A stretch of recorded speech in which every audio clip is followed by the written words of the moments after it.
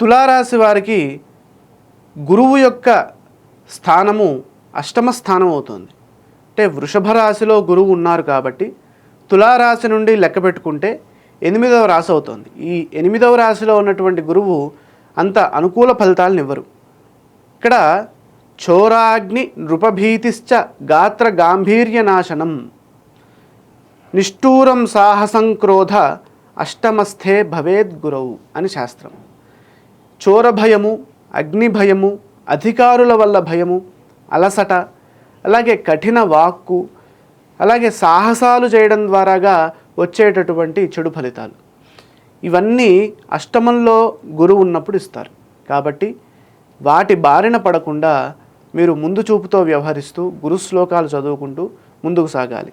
మార్గక్లేశ మరిష్టమష్టమ గతే నష్టం ధనై కష్టతాం అని అంటోంది శాస్త్రం.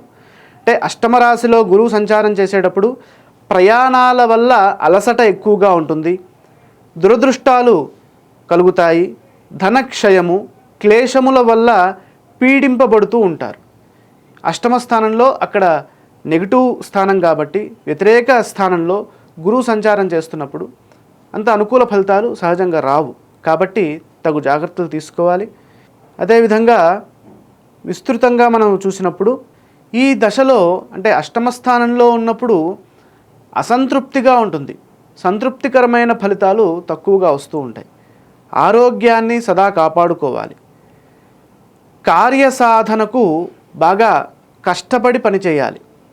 అవసరమైన వరకే మాట్లాడుతూ ముందుకు సాగాలి. అంటే అనవసర విషయాల్లో తలదూర్చకుండా జాగ్రత్తలు తీసుకోవాలి. అదేవిధంగా ఖర్చులు అధికంగా చేయకూడదు.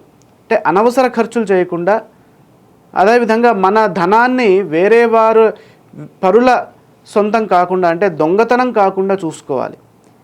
ప్రయాణాలు చేసేటటువంటి వారు ముందస్తు జాగ్రత్తగా అంటే ఒక ప్రణాళికతోటి ముందుకు వెళ్ళాలి. కారణం ఏంటంటే ప్రయాణాల వల్ల ఎక్కువగా అలసట పెరుగుతుంది అని ఇక్కడ శాస్త్రం తెలియజేస్తుంది. కాబట్టి దాన్ని దృష్టిలో పెట్టుకోవాలి. ఇంట్లో వారితోనూ, అలాగే స్నేహితులతోనూ, బంధువులతోనూ, దగ్గరి వారు ఎవరైతే ఉంటారో వారితో ఎక్కువగా తగువులు అంటే వాదోపవాదాలు చేయకూడదు. అలాగే శత్రుత్వం పెంచేలా ఏ పని చేయకూడదు. అదేవిధంగా కోపాన్ని తగ్గించుకుంటూ శాంత చిత్తంతో మృదువుగా ముందుకు సాగినట్లయితే మేలైన ఫలితాలు సిద్ధిస్తాయి. కాబట్టి తులారాశి వారు ఈ సంవత్సరం అంతా గురు శ్లోకాన్ని చదువుకోవడం, దేవానాంచ ఋషీనాంచ గురుంకాంచన సన్నిభం బుద్ధిమంతం త్రిలోకేశం తం నమామి బృహస్పతిం, ఈ శ్లోకాన్ని ప్రతినిత్యము చదువుకున్నట్లయితే వారికి చక్కటి శుభ ఫలితాలు కలుగుతాయి. అదేవిధంగా ప్రతి గురువారము గురువుని దర్శించుకోవడం, వీలైనప్పుడు శనగలు దానం ఇవ్వడం ద్వారాగా కూడా మంచి ఫలితాలు సిద్ధిస్తాయి.